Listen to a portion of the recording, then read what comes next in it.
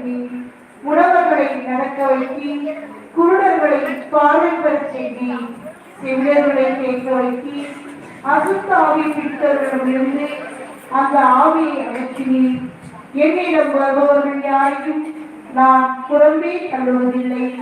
என்னை தேடி வருபவர்களுக்கு இரட்டிப்பான சந்தோஷங்களை தருவேன், அதுவும் அன்றே தருவேன் என்று சொன்ன ராஜராஜரே, எங்கள் ஜபத்தையும் வேண்டுதல்களையும் உமது திருப்பாதத்தில் வைத்து கண்ணீரோடும் ஜபத்தோடும் தவத்தோடும் கேட்கிறோம்.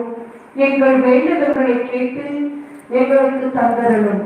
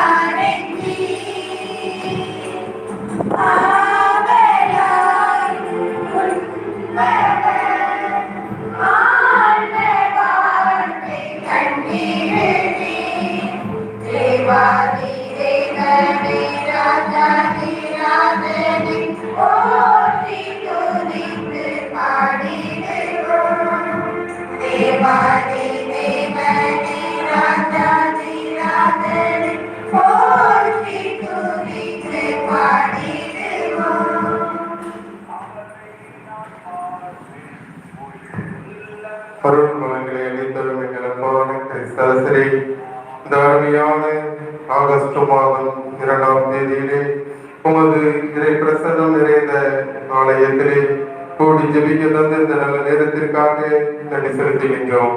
அன்பின் தகப்பனே, கடந்த மாதம் முழுவதும் கண்டினிகை போல் காத்து வந்த உமது மேலான பேரன்புக்காக நன்றி செலுத்துகின்றோம்.